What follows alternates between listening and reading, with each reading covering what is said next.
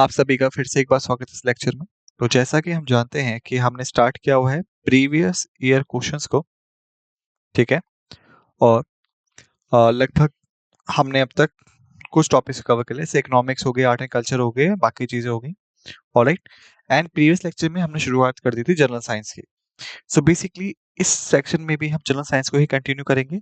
जो क्राइटेरिया होगा वो सेम रहेगा, या तो हम कुछ पुरानी चीजों को रिवाइज करेंगे, ऑलराइट, या फिर हम कुछ नया सीखेंगे, ऑलराइट। और जो टाइम रूल है 40, 30, 20 एंड 50 सेकेंड्स वाला, वो एज यूजुअली रहने वाला है। तो आइए शुरू करते हैं इस सेक्शन को। तो फर्स्ट क्वेश्चन हमारे पास है कि जो बैट्स हैं वो रात में भी उड़ सकते हैं या अंधेरे में उड़ सकते हैं। रीजन क्या है कि वो ऑब्जेक्ट देख सकते हैं डार्कनेस में, उनके पास वीक लेग्स होते हैं, तो वो प्रेडेटर्स द्वारा अटैक हो सकते हैं, वो फ्लैशेस ऑफ लाइट जनरेट करते हैं, वो अल्ट्रासोनिक साउंड वेव जनरेट करते हैं। 30 सेकेंड्स हैं, इनफ टाइम आपके पास आंसर देने के लिए। और टाइम शुरू होता है अब। 1, 2, 3, 4, 5, 6, 7, 8, 9, 10, 11, 12, 13, 14th, 15th, 16th, 17th, 18th, 19th, 20, 21, 22, 23, 24, 25, 26, 27, 28, 29, 30. The time's up. So correct answer है इसका D. They generate ultrasonic sound waves. Okay. तो बेसिकली अगर हम बात करें बैट्स के बारे में, या आपने उनको देखा होगा अभी, ऑलराइट, आपने कोई बैट देखा हो, तो ये क्या करते हैं बेसिकली, ये जनरली रात में उड़ते हैं। और हम क्या देखते हैं कि जब भी ये उड़ते हैं बेसिकली वो चिल्ला रहे होते हैं, आवाजें निकाल रहे होते हैं, बेसिकली आप ये कह सकते हैं, ऑलराइट। तो जो साउंड नॉइजेस ये जलाते हैं वो बेसिकली क्या होते हैं, अल्ट्रासोनिक साउंड वेव्स होते हैं, ओके। और ये जो अल्ट्रासोनिक साउंड वेव्स हैं ये बेसिकली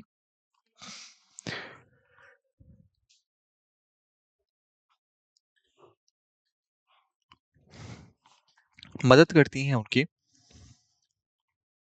समझने में लेंथ को, विड्थ को और डिस्टेंस को, ऑब्जेक्ट के जो कि उनके फील्ड में आता है। जैसे मान लीजिए कि अगर जो बैट है आपका वो ऐसे उड़ रहा है, ऑलराइट, और यहाँ पे इसका फेस है, ओके, और ये एक ऑब्जेक्ट है उसके सामने, तो ये क्या करेगा, ये बेसिकली जनरेट करेगा अल्ट्रासोनिक साउंड वेव्स को, ओके। जो वेव्स हैं वो टकराएंगे उस चीज से और वापस आएंगे इनके पास में, और इनको एनालिसिस करने के बाद फ्रीक्वेंसी को जो वापस आ रही है वो अंडरस्टैंड कर सकते हैं लेंथ को ऑब्जेक्ट की, ओके, कि ऑब्जेक्ट कितना बड़ा है, ऑलराइट, या फिर आप साइज भी कह सकते हैं। इसके पश्चात जो एरिया है कवरेज, जहां से साउंड वेव्स जो हैं वो रिफ्लेक्ट आ रही हैं, यानी मान लीजिए कि अगर वो 10 मीटर से वापस आ रही हैं, 20 मीटर से वापस आ रही हैं, या 30 मीटर वाइड एरिया से वापस आ रही हैं, तो जो ऑब्जेक्ट है वो 20 है, 10 है, 30 है रिस्पेक्टिवली। और जितना टाइम उन्हें लग रहा है वापस आने में वो बेसिकली दर्शाता है कि डिस्टेंस कितना है, ओके। तो इस तरीके से अल्ट्रासोनिक साउंड वेव्स का ये लोग इस्तेमाल करते हैं। नेक्स्ट क्वेश्चन हमारे पास है कि बॉल ऑफ आइस में क्या चेंज होगा अगर हम उसे 0 डिग्री सेल्सियस पे रखेंगे। तो सारी बर्फ पिघल जाएगी, सारा पानी जो है बर्फ बन जाएगा, कोई चेंज नहीं होगा, कुछ ही आइस पिघलेगी या मेल्ट होगी, ऑलराइट। तो ये आपका बहुत ही इजी क्वेश्चन है, 20 सेकंड्स आपके पास इनफ टाइम आंसर करने के लिए, और आपका टाइम शुरू होता है 1, 2, 3, 4, 5, 6, 7, 8, 9, 10, 11, 12, 13th, 14th, 15th, 16th, 17th, 18th, 19th, 20. The time's up. So correct answer है इसका सी, कुछ भी चेंज नहीं होगा, ओके। तो यदि हम बात करें बॉल ऑफ आइस के बारे में, तो मान लीजिए यह बाउल आपकी और ये है आपका आइस जो कि उस बॉल में है। ओके। और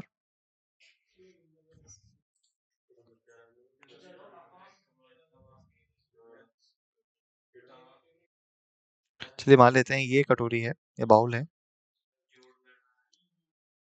और ये बर्फ है इसके अंदर। तो हमें याद रखना है कि जो आइस होती है वो किससे बन के मिलती है? पानी से बनती है।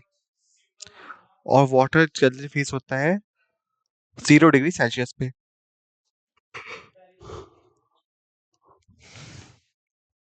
जो कि यहाँ गिवन कंडीशन भी है।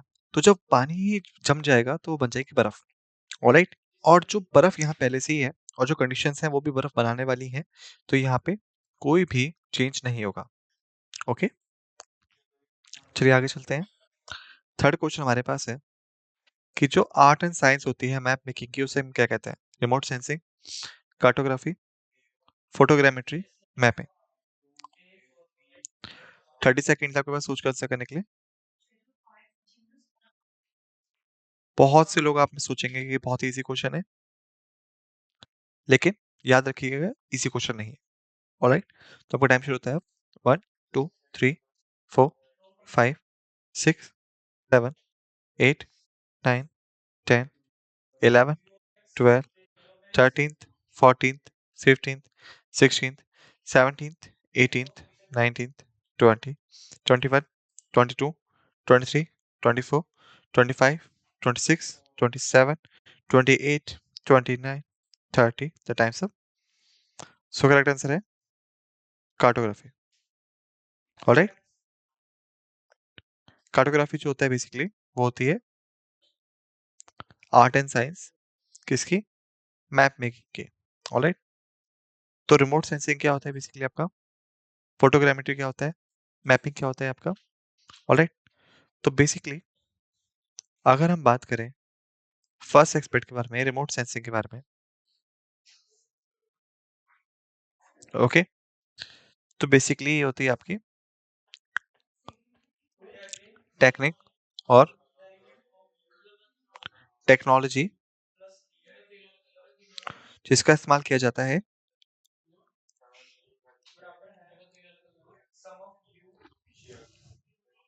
फाइंड आउट करने के लिए फिजिकल फीचर्स को जमीन के। ऑलराइट। तो रिमोट सेंसिंग जो होती है वो टेक्नोलॉजी होती है जिसका इस्तेमाल करते हैं हम फिजिकल फीचर्स ऑफ लैंड को फाइंड आउट करने के लिए। तो मान लीजिए कि यह है सैटेलाइट। ऑलराइट।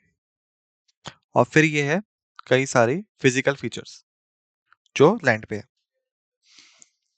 तो इस सैटेलाइट की वजह से हम कई सारे सिग्नल्स भेजेंगे लैंड पे, और इन सिग्नल्स के रिटर्न को एनालाइज करने के बाद हम पता कर सकते हैं कि ये एरिया जो है माउंटेनियस है, प्लेन्स है, वैली है, या फिर प्लेट्यूज है। ओके। तो इस तरीके से रिमोट सेंसिंग जो है वो काम करती है। इसके पश्चात यदि हम बात करें फोटोग्रामेट्री के बारे में, तो बेसिकली आप कह सकते हैं कि ये होती है आपकी टेक्नोलॉजी जिसका इस्तेमाल किया जाता है आपका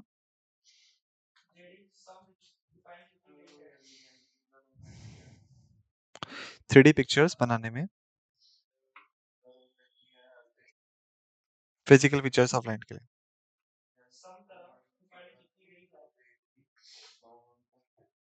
ऑलराइट। तो बेसिकली आप कह सकते हैं फोटोग्रामेट्री एक स्टेप होता है रिमोट सेंसिंग से आगे का। रिमोट सेंसिंग में हम सिग्नल्स का इस्तेमाल करते हैं कि कहाँ पे जो चीज़ है वो लैंड है, माउंटेनियस है, प्लेन्स हैं, कुछ भी है। ऑलराइट। लेकिन फोटोग्रामेट्री में हम एक और स्टेप आगे जाते हैं कि हम लोग इस्तेमाल करते हैं 3D पिक्चर को। ऑलराइट। कि कैसे चीज़ें जो है वो दिखती होंगे उसके लिए। और यदि मान लीजिए कि ये सैटेलाइट है मेरी, उदाहरण के तौर पे, और मैं सिग्नल्स भेज रहा हूँ, तो इस सिग्नल्स का इस्तेमाल करके रिमोट सेंसिंग का मैं बेसिकली पता कर सकता हूँ कि यहाँ पे माउंटेन है। लेकिन फोटोग्रामेट्री का इस्तेमाल करके मैं ये पता कर सकता हूँ कि माउंटेन दिखता कैसे है। ठीक है, तो ये होता है basic difference between the photogrammetry and remote sensing. और जब हम बात करते हैं मैपिंग के बारे में, तो बेसिकली ये होता है आपका अरेंजमेंट ऑफ थिंग्स।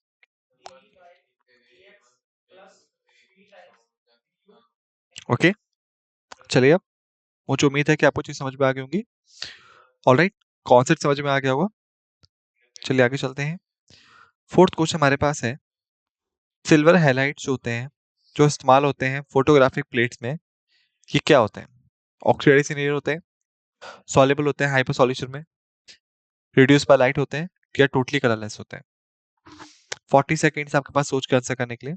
टाइम शुरू होता है अब।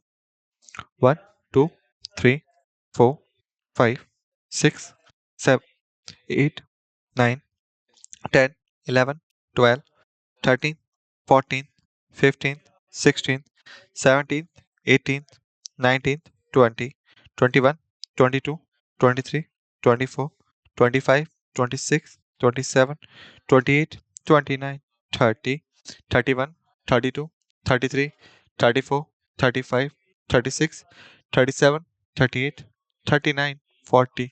Times up. तो करेक्ट आंसर है यहाँ पे सी, रिड्यूस बाय लाइट।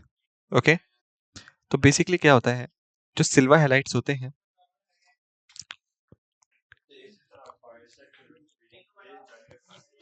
ये जनरली यूज होता है फोटोग्राफी में, क्योंकि जो one of the main reasons है इनका, वो ये है कि ये रिड्यूस कर सकते हैं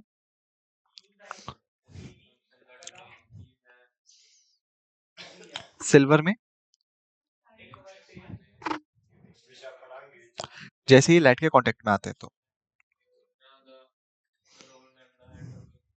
और हेल्पफुल होते हैं आपके मेकिंग ऑफ पिक्चर्स में। ऑलराइट, तो बेसिकली ये होता है आपका मेन रीजन। सिल्वर हाइलाइट्स जो है, ये एबल होते हैं अपने आप को रिड्यूस करने में सिल्वर के तौर पे, जब भी लाइट के कांटेक्ट में आएंगे, और हेल्पफुल होते हैं पिक्चर मेकिंग में। ऑलराइट, तो इसलिए इसको हम यूज करते हैं फोटोग्राफीज में। अब मुझे उम्मीद है कि आपको चीज समझ में आ गई होंगी। ऑलराइट, चलिए आगे चलते हैं। फिफ्थ क्वेश्चन हमारे पास है, टेट्रल एथिल लेड जो होता है, TEL, ये क्या होता है? कैटलिस्ट होता है बर्निंग फॉसिल फ्यूल में, एंटीऑक्सीडेंट होता है, रिएक्टेंट होता है, या फिर एंटी नॉक कंपाउंड होता है? 40 सेकेंड है सोच कर आंसर करने के लिए, और आपका टाइम शुरू होता है अब।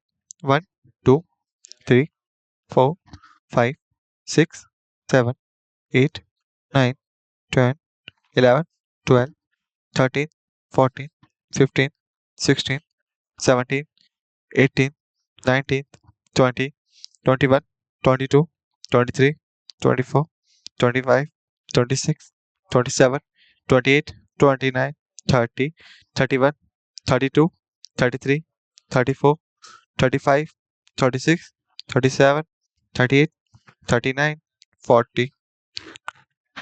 सो द करेक्ट आंसर है यहाँ पे and antiknock compound. Okay, tetraethyl lead जो होता है, बेसिकली होता है एंटी नॉक कंपाउंड। तो अब एंटी नॉक से मतलब क्या है आपका? तो एंटी नॉक को समझने के लिए फर्स्ट हमें समझना पड़ेगा नॉक को। ऑलराइट, तो बेसिकली ये रिलेटेड होता है आपका बर्निंग ऑफ फ्यूल से।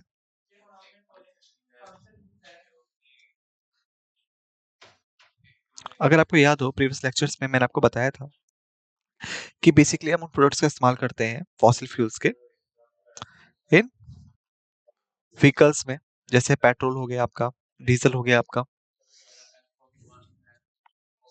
गैसोलीन हो गया आपका, हम इनका इस्तेमाल करते हैं, राइट? और ये जनरली कंबस्ट होते हैं या फिर बर्न होते हैं, ताकि हमें एनर्जी मिल सके। तो जो व्हीकल्स है वो चलते हैं इसकी वजह से।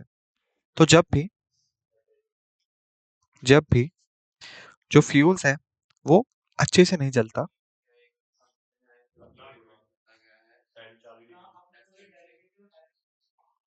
अच्छे से नहीं जलता तो क्या होता है आपका, कि वो जनरेट करता है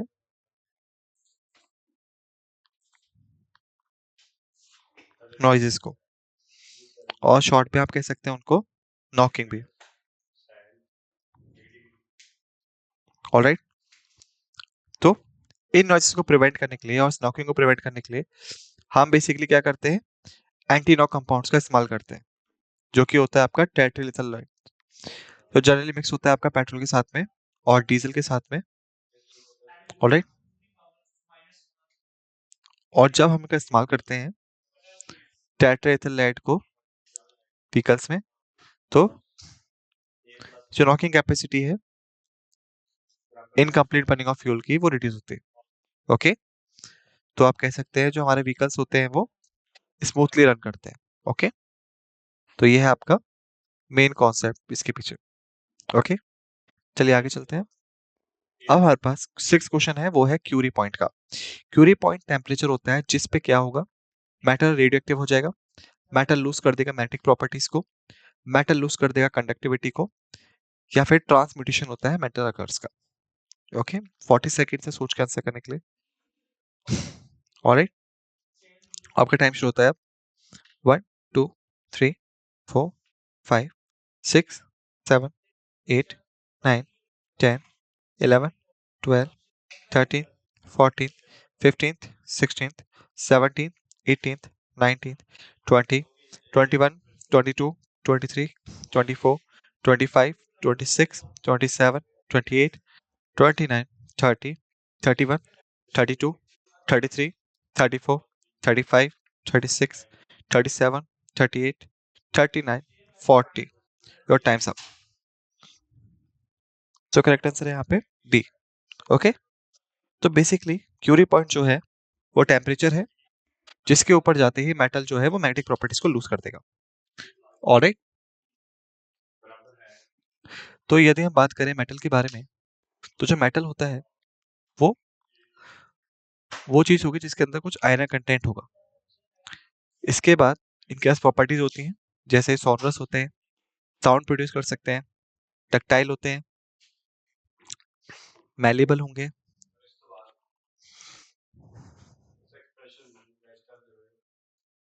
ऑलराइट,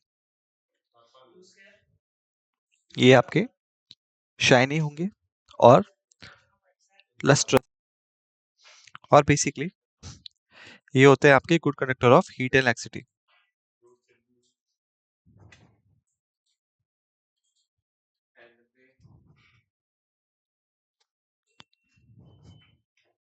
हीट के, ऑलराइट, और यदि हम बात करें नॉन मेटल्स के बारे में, तो ये इसके रिवर्स हो जाते हैं जनरली। ऑलराइट, तो मेटल जो है वो आयरन कंटेंट को कंटेन करता है और इसकी वजह से इनके पास होती है magnetic properties, magnetic properties. Alright, लेकिन इनको कुछ टाइम पे गर्म करने के बाद और जैसे ही ये क्यूरी टेम्परेचर क्रॉस करते हैं, क्यूरी टेम्परेचर पहुंचते हैं, तो जो मेटल है ये मैग्नेटिक प्रॉपर्टीज को लूज करना स्टार्ट कर देगा। ऑलराइट, तो अब मुझे उम्मीद है कि आपको चीजें समझ में आ गए होंगे। ओके, अब चलिए आगे चलते हैं। 7th क्वेश्चन हमारे पास है, मैं आपको बता चुका हूँ कई बार, बहुत ही इजी क्वेश्चन है कि आइसोटोप जो प्रोडक्शन में यूज होता है एटॉमिक एनर्जी के, वो कौन सा है। U35 है, U238 है, U34 है, या U36 है। 30 सेकेंड्स आपके पास सोच के आंसर करने के लिए, और इनफ टाइम है इसको आंसर करने के लिए। टाइम स्टार्ट होता है 1 2 3 4 5 6 7 8 9 10 11 12 13 14 15 16 17 18 19 20 21 22 23 24 25 26 27 28 29 30। The times up. So correct answer है इसका U235। तो बेसिकली जब हम बात करते हैं एटॉमिक एनर्जी के बारे में, तो बेसिकली हम बात कर रहे होते हैं न्यूक्लियर पावर के बारे में या न्यूक्लियर पावर प्लांट के बारे में। और जो न्यूक्लियर पावर प्लांट होता है किस काम पे काम करता है, किस चीज पे, तो मैं बता चुका हूँ आपको। 50 सेकेंड्स आपके पास आंसर करने के लिए। 1 2 3 4 5 6 7 8 9 10 11 12 13th, 14th, 15th, times up. So basically काम करता है आपका न्यूक्लियर फिजन पे। ओके, मैं आपको बता चुका हूँ उसके बारे में। और न्यूक्लियर फिजन के लिए हमें U235 चाहिए होता है। ओके, और यदि आपको याद हो कि हमने हैवी वाटर के बारे में बात की थी, राइट? तो ये हैवी वाटर का इस्तेमाल क्या होता है न्यूक्लियर पावर प्लांट्स में? तो बेसिकली यूज होता है आपका मॉडरेटर के तौर पे। ओके, तो कूल्स डाउन करने के लिए टेम्परेचर को रिएक्टर्स के। ऑलराइट, तो बेसिकली हम कह सकते हैं कि U235 है वो फ्यूल है जो कि न्यूक्लियर पावर प्लांट में इस्तेमाल होता है और न्यूक्लियर फिजन के लिए इस्तेमाल होता है। ऑलराइट, एटॉमिक एनर्जी को रिलीज करने के लिए। और इस प्रोसेस के दौरान जो रिएक्टर है जहां पे फिजन चल रहा है वो हीट अप हो जाएगा। ऑलराइट, और उसको प्रिवेंट करने के लिए हम जनरली इस्तेमाल करते हैं हैवी वाटर का मॉडरेटर के तौर पे। तो अब मुझे उम्मीद है कि आपको कॉन्सेप्ट समझ में आ गया होगा और लिटिल बिट आइडिया भी लग गया होगा। चलिए अब आगे चलते हैं। 8th क्वेश्चन हमारे पास है, acceleration due to gravity equator पे किस वजह से होता है? लेस देन पोल्स होता है, ग्रेटर देन पोल्स होता है, इक्वल टू द पोल्स होता है, या फिर डिपेंड नहीं करता अर्थ के सेंट्रीपिटल एक्सेलरेशन पे। ऑलराइट, अब आपके पास 40 सेकेंड है सोच कर आंसर करने के लिए और आपका टाइम शुरू होता है अब।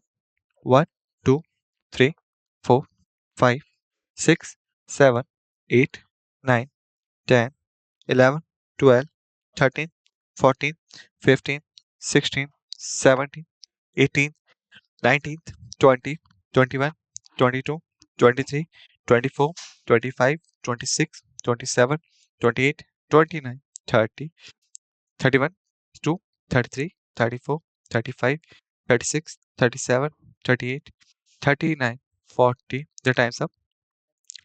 करेक्ट आंसर है ए, ये लेस देन होता है पोल से। ओके, तो बेसिकली इसको समझने के लिए आपको पहले समझना होगा इस कॉन्सेप्ट को कि जैसे हमने डिस्कस किया था प्रीवियस लेक्चर्स में कि अर्थ जो है डिवाइडेड होती है, या फिर आप कह सकते हो अर्थ का इंटीरियर होता है वो 3 हिस्सों में डिवाइड होता है। कोर आ गया, मेंटल आ गया, एंड देन आएगा आपका क्रस्ट। ओके, क्रस्ट जो होता है वो सियाल होता है, मेंटल होता है सीमा, कोर होता है आपका नाइफ है। सियाल का मतलब क्या होता है? Silicon and aluminium. ओके, सीमा का मतलब क्या होता है? Silicon and magnesium. ओके, नाइफी का मतलब क्या होगा? निकल और आयरन। तो अब आप देख सकते हैं कि जो निकल और आयरन होता है बेसिकली होते हैं मेटल्स और इनके पास होती है मैग्नेटिक प्रॉपर्टी। ओके, और ये करते हैं मैग्नेटिक इफेक्ट को प्रोड्यूस। और जो मैग्नेटिक इफेक्ट होता है ये बेसिकली ये बनाता है आपका ग्रेविटी। ओके, तो इस तरीके से जो अर्थ है वो हर एक चीज को अपने सेंटर की तरफ अट्रैक्ट करती है। ओके, तो बेसिकली कि ये कोर है आपका और अर्थ जो है वो आपकी इस शेप में है, बल शेप में। तो ये हो गया आपका नॉर्थ पोल, ये हो गया आपका साउथ पोल। ओके, और इस तरीके से जो इक्वेटर है वो कनेक्ट करता है इनको बीच में। अगर आपको याद हो प्रीवियस वीडियो में आपको बताया भी था इसके बारे में, तो अब आप कह सकते हैं कि ये आपका मेन पॉइंट है। जो डिस्टेंस होगा इस मैग्नेट से बीच में, नॉर्थ और साउथ के बीच में, ये होगा इसके ईस्ट वेस्ट के डिस्टेंस में कम है। और जब भी डिस्टेंस ज्यादा होगा तो मैग्नेटिक इफेक्ट क्या होता है? कम हो जाता है। ओके, तो आपने बचपन में भी चीज देखी होंगी, जब भी आप मैग्नेट से खेलते थे तो जितने दूर आप चीजों को दूर रखेंगे उतना ही कम वो मैग्नेट की तरफ आएगी। और जितना आप पास में रखेंगे उतनी तेजी से ही मैग्नेट के पास आएगी। ऑलराइट, सेम चीज यहाँ अर्थ के साथ भी होती है, क्योंकि नॉर्थ और साउथ पोल जो है उनका डिस्टेंस कम है कोर के मुकाबले, तो इसलिए जो उन पे ग्रेविटी होती है वो ज्यादा हाई होती है। ओके, इसलिए वहां पे होती है हाई ग्रेविटी। लेकिन जब हम इक्वेटर की बात करते हैं तो क्योंकि डिस्टेंस जो है वो हाई है, इसलिए इक्वेटर जो है उनके पास होती है लो ग्रेविटी। तो आप कह सकते हैं जो एक्सेलरेशन होता है due to the gravity, alright, या फिर जो फोर्स ऑफ अट्रैक्शन होती है due to the gravity, equator पे वो लेस होगी in comparison with the poles. Reason क्या है मैं आपको बता चुका हूँ। ऑलराइट, तो मुझे उम्मीद है कि आपको कॉन्सेप्ट समझ में आ गया होगा। चलिए आगे चलते हैं। 9th क्वेश्चन हमारे पास है कि इनमें से कौन सा जो है वो न्यूक्लियॉन नहीं है। इस क्वेश्चन के लिए आपके पास 40 सेकेंड्स है। टाइम शो होता है अब 1 2 3 4 5 6 7 8 9 10 11 12 13th 14th 15th 16th 17th 18th 19th 20 21 22 23 24 25 26 27 28 29 30 31 32 33 34 35 36 37 38 39 40। Times up. So correct answer है यहाँ पे डी। ऑलराइट, पॉजिट्रॉन जो होता है वो न्यूक्लियॉन का पार्ट नहीं होता। ऑलराइट, ये न्यूक्लियॉन नहीं है। ओके ओके, यहाँ पे एक छोटी सी मिस्टेक हुई है, इसको करेक्ट कर लीजिएगा। आंसर होगा सी, डी नहीं होगा। इलेक्ट्रॉन जो होता है वो न्यूक्लियॉन नहीं होता। न्यूक्लियॉन बेसिकली होते हैं आपके पार्टिकल्स जो कि मिलते हैं आपके इनसाइड द न्यूक्लियस। और यदि आपको याद हो हमने डिस्कस किया था कि अगर ये न्यूक्लियस है तो उसके पास होंगे प्रोटॉन्स और न्यूट्रॉन्स। ऑलराइट, और जो ऑर्बिट होंगे उनके पास होगा इलेक्ट्रॉन्स।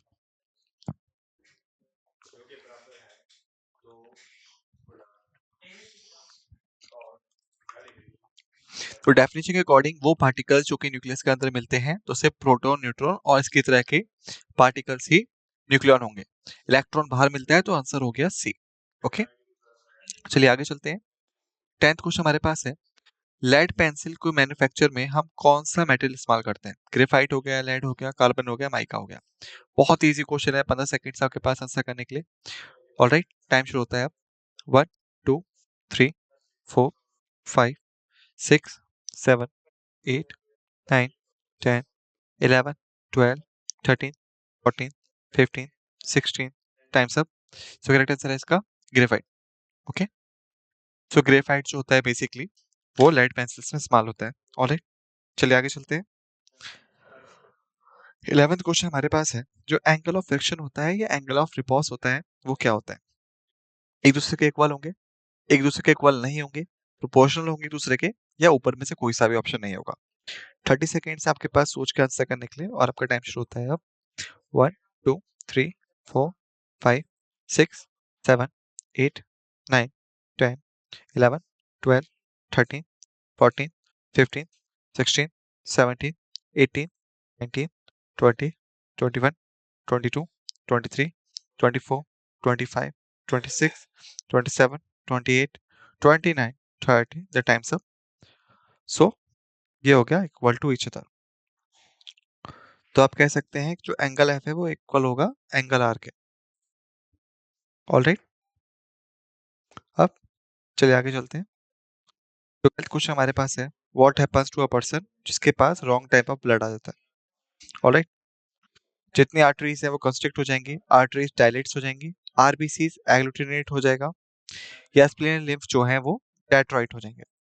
40 सेकेंड से सोच कर आंसर करने के लिए, और टाइम शुरू होगा अब 1 2 3 4 5 6 7 8 9 10 11 12 13 14 15 16 17th 18th 19th 20 21 22 23 24 25 26 27 28 29 30 31 32 33 34 35, 36, 37, 38, 39, 40. The time's up.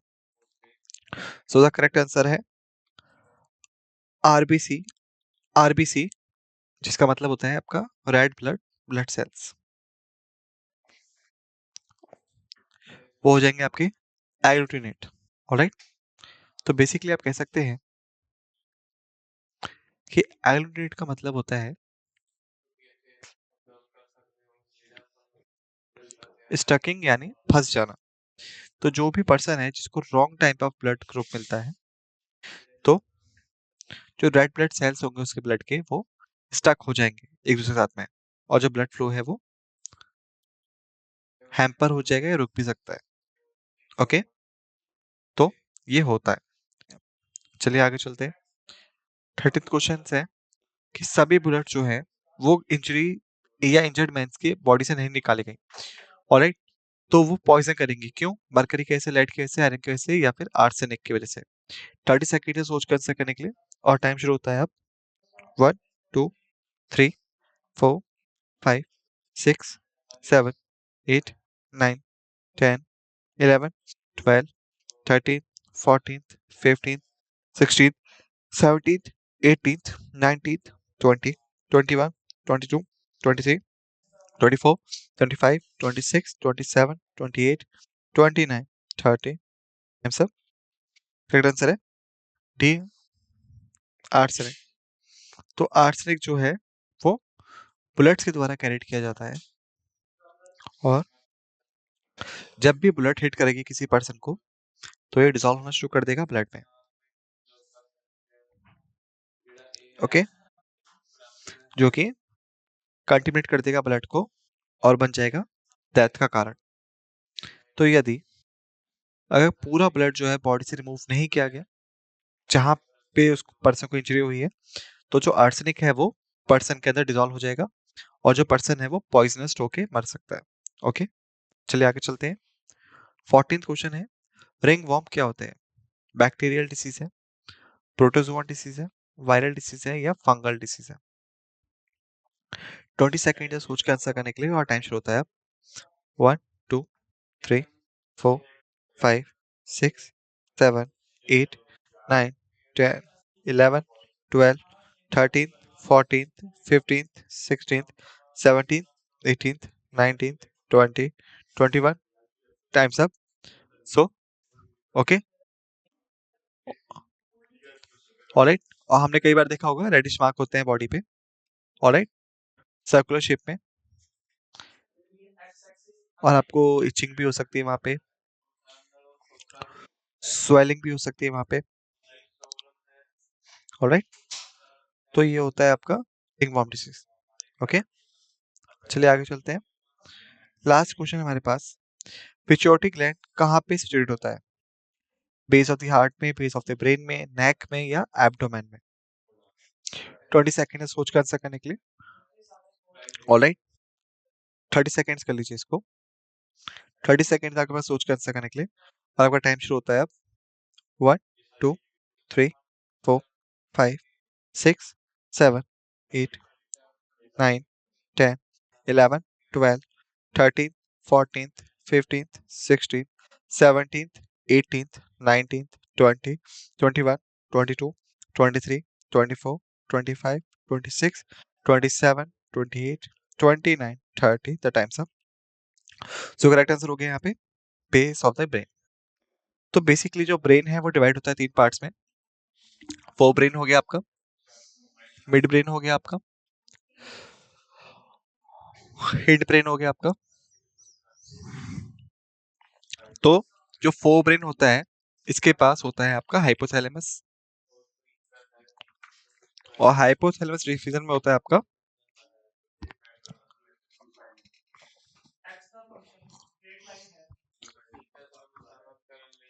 Pituitary gland. तो करेक्ट आंसर जो होगा वो होगा बी।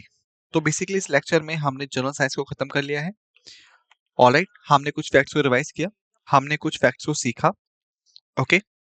और प्रीवियस लेक्चर्स में हमने सेम चीज सीखी थी।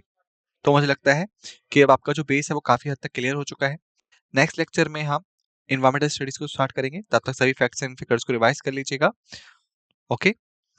और इस नोट के साथ समाप्त करते हैं। आप सभी का धन्यवाद।